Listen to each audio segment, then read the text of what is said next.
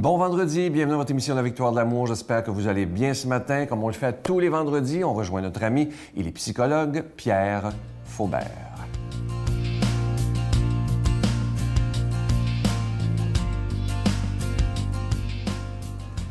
La semaine dernière, je vous ai parlé de mon voyage, ma partie de voyage en tout cas, sur Canada C3. Et puis, il y a une chose que j'ai découverte. C'était assez impressionnant.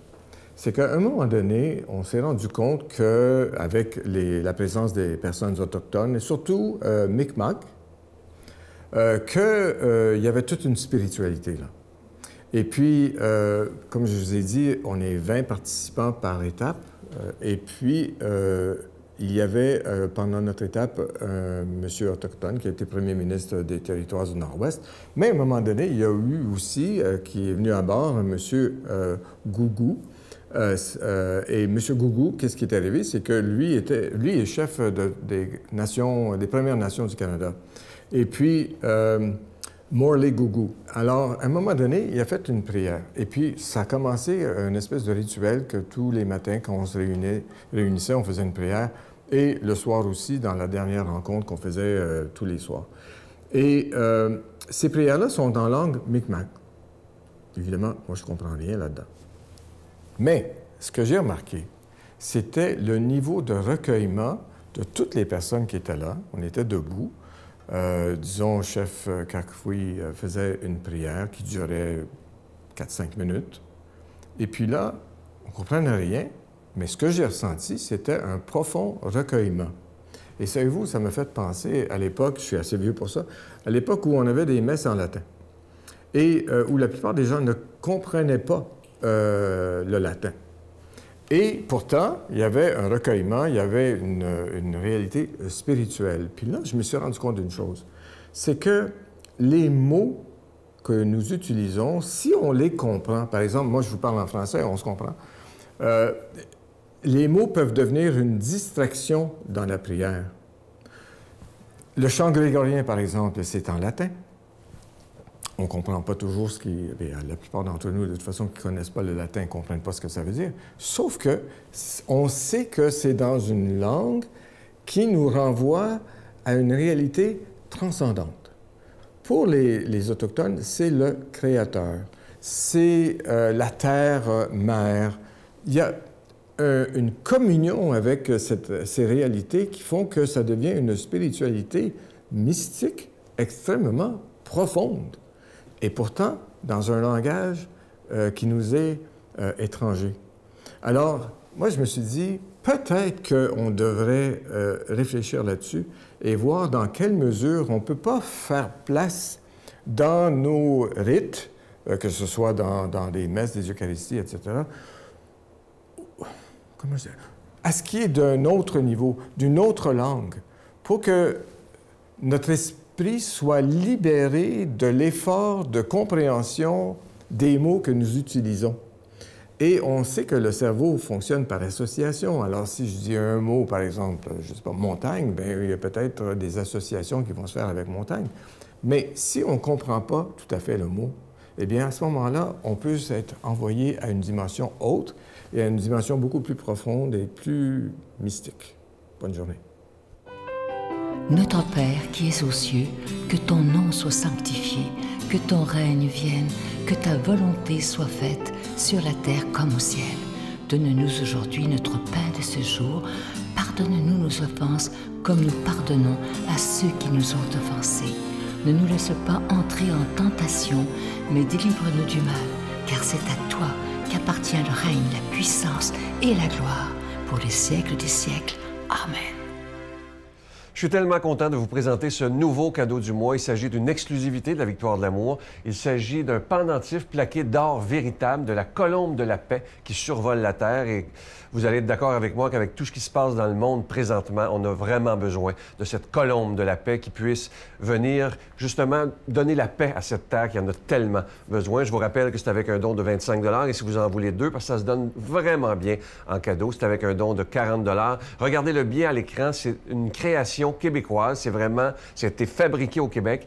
Et regardez la beauté de ce beau pendentif. Alors, je vous invite à le commander rapidement. Je vous donne l'adresse. La Victoire de l'Amour, casier postal 120, succursale Boucherville à Boucherville, le J4B 5E6. Je vous la redonne. La Victoire de l'Amour, casier postal 120, succursale Boucherville à Boucherville, le J4B 5E6. Également par téléphone, par carte de crédit du lundi au vendredi de 8h30 à 16h30 dans le 514-523-4433, 523-4433 ou sans frais le 1-888-811-9291, 1-888-811-9291 et aussi sur notre site Internet, le www.lavictoiredelamour.org.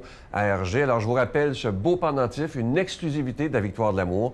Il s'agit du pendentif, de la colombe de la paix qui survole la terre et c'est plaqué d'or véritable. Commandez-le rapidement et on vous l'envoie le plus tôt possible. Moi, je veux vous dire merci de tout cœur de votre grande générosité et surtout, je pense qu'il est important dans les moments qu'on vit présentement de tous ensemble s'unir pour prier pour la paix dans le monde. On en a besoin plus que jamais. Merci de tout cœur.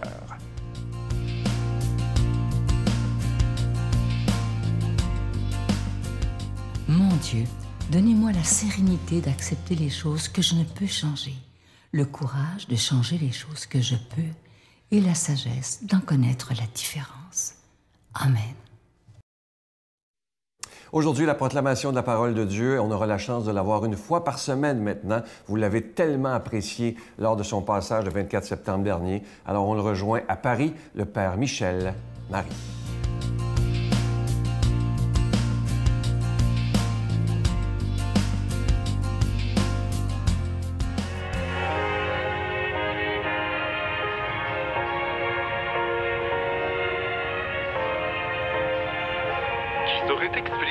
La confiance est perdue, qui depuis 2000 ans embrasse vos statues.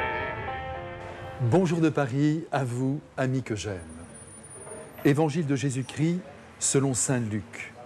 En ce temps-là, Jésus disait « Malheureuse es-tu, Chorazine, malheureuse es-tu, Bethsaïde, car si les miracles qui ont eu lieu chez vous avaient eu lieu à Tyr et à Sidon, il y a longtemps que leurs habitants auraient fait pénitence avec le sac et la cendre. D'ailleurs, Tyr et Sidon seront mieux traités que vous lors du jugement. Et toi, Capharnaüm, seras-tu élevé jusqu'au ciel? Non, jusqu'au séjour des morts tu descendras. Celui qui vous écoute m'écoute, celui qui vous rejette me rejette, et celui qui me rejette, rejette celui qui m'a envoyé. »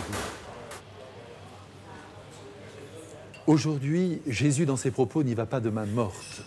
Le voilà qui se met en colère. Et cette colère, elle est l'expression d'une souffrance intime, car il se rend compte, jour après jour, que les habitants de sa patrie ne reçoivent pas son enseignement et que les miracles qu'il accomplit ne sont pas reconnus comme des preuves de sa proximité avec Dieu notre Père. Il faut ici préciser que Bethsaïde, la ville de Pierre, de Philippe et d'André, ainsi que Chorazine, ont été les témoins de miracles retentissants. Ces deux villes, baignées de judaïsme, résistent donc à l'action du Christ.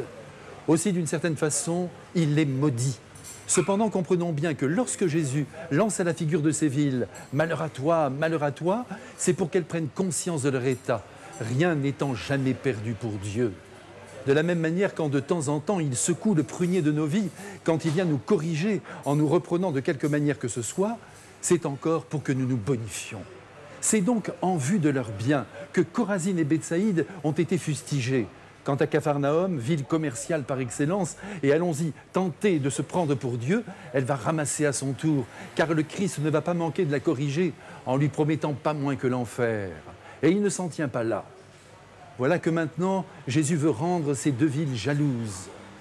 Pour exciter leur repentir, il donne en exemple deux villes païennes, Tyr et Sidon, situées au sud du Liban, ville qu'il connaît bien pour y avoir trouvé parfois le repos et la paix.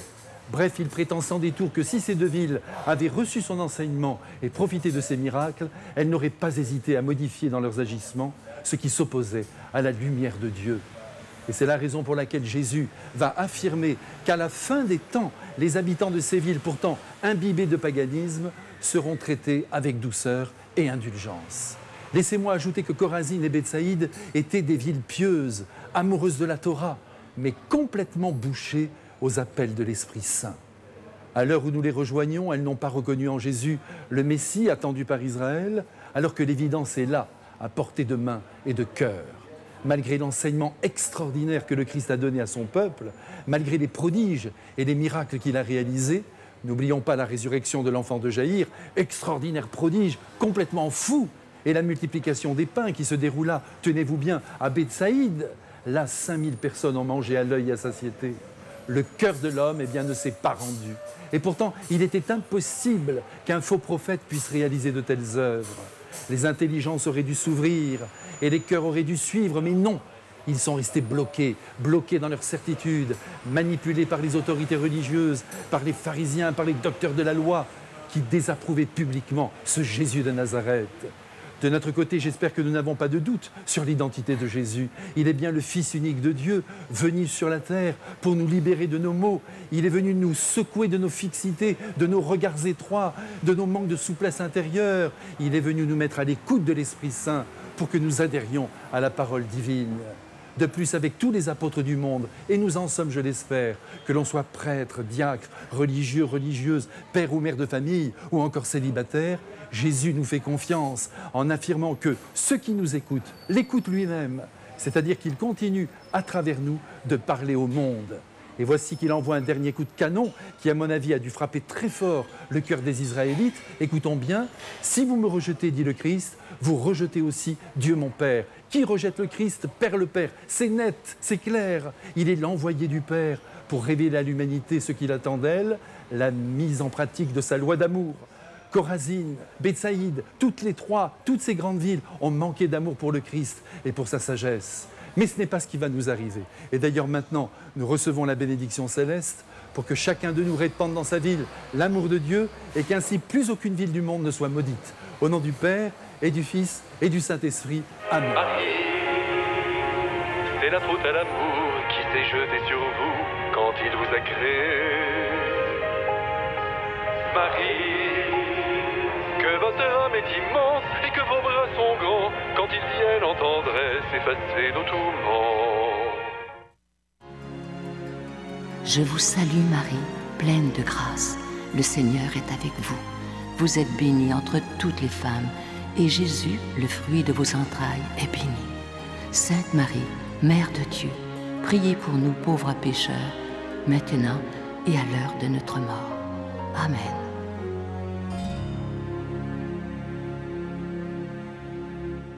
Le 1er décembre prochain, le centre Vidéotron deviendra cathédrale.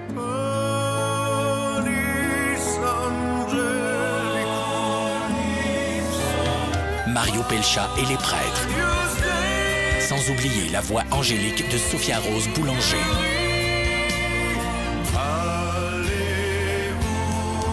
Le 1er décembre prochain au centre Vidéotron. Bien en vente maintenant sur gestev.com ou ticketmaster.ca.